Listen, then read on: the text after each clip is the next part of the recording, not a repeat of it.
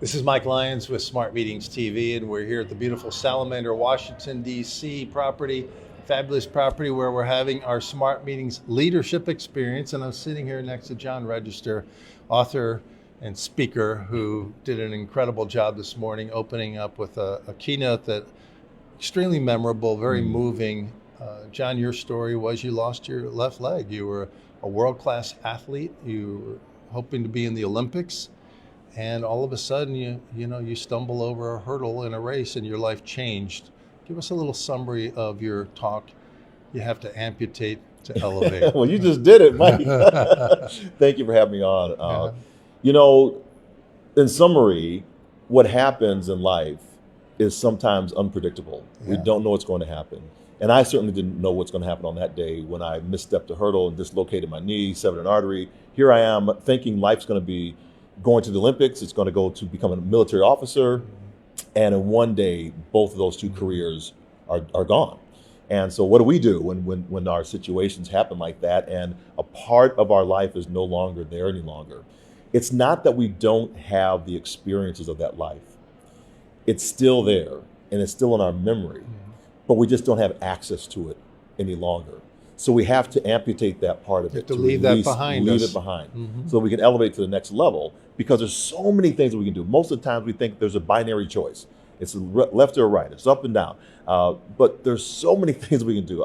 In my team, we try to have at least 15 to 20 ideas generated before we actually make a decision on something. It's because we have to have the myriad, and we don't get there unless we're willing to amputate in order to elevate. Yeah, you had so many great messages, and I think the main thing that I took away was the ability to leave those things behind, and the circumstances of our lives and in our careers and in our business decisions depends on what's happening. And if something changes, you have to recalibrate, you have to reinvent, you have to, and we all resist change. So you have to kind of leave that behind and say, okay, this happened, what am I going to do now? Yours was an extreme case, and you were sitting there in a hospital and you say, my life's over. Is my wife going to reject me? Are my kids going to reject me? I mean, you were in a very dark place and a downward spiral, and your wife came in and held your hand and said, we're going to get through this. Right. I think also how we set the whole presentation up, right, is that let's level set the room. And so we all saw that the words that were coming up were fear, were ambiguity, I don't know if I can. All those words were coming up from the people that were in the room. So even though I was going through all of that, the room was going through that when we have changes, when we have challenges. So how then can we move through that piece together? And that's really what the presentation was all about, is giving a pathway, a step way for us to elevate after those amputations. Yeah, and I love the fact that you used that resource to enable us to have real-time responses from the audience, and you were getting a sense of what people were feeling there. But you're right. The thing is, once these things happen to us, we have to, again, adjust and figure out what are we going to do in light of those change of circumstances. I think the other thing we were talking about is at the end of the day, it's really all about relationships, right? Right. Yeah, and so one of the things that I share in relationships, not only with my wife and myself, now we've been married 38 years from that. Most people don't realize that she was with me during the part of the amputation. The other people don't realize that the military really wrapped their arms around me when I had the injury, and so it didn't happen in combat, it didn't happen in theater. It happened after I served in Operation Desert Storm. And then it happens with my son, and I share that story with him as a 5-year-old child, was saying that, these races we used to have after church on Sunday morning down to Little Dry Bed Creek, and when I couldn't do that any longer, he comes up and says, well, Dad, let's just walk down there, right? And so that taught me it really is about the relationship, right? It's never about the race. And so oftentimes we're running to the next event, we're running to the next meetings that we can do for our customer base and the people that we're serving, and we don't take time to really understand that's really about these relationships.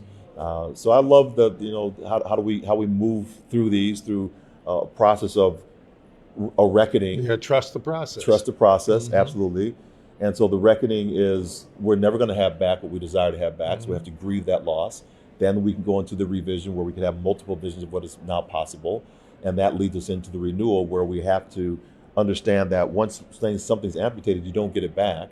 And so now there's a capabilities gap between what you used to know and where you're going to move to now. And once we can close that gap, the faster we can close that gap, is the faster we can get to what I call a resonance in our lives. Yeah, and so you completely reinvented your life. You had to, but you would have never dreamed 20 years ago that you would be a highly sought after world-class speaker and author, right? You have your book. What's your book's name? The book is called 10 Power Stories to Impact Any Leader, Journal Your Way to Leadership Success. It was not a book I had planned to write at all. It came right at the beginning of the pandemic when I was invited to speak to all of our nation's leaders, world leaders, for our ambassador corps at the Ben Franklin Room at the State Department.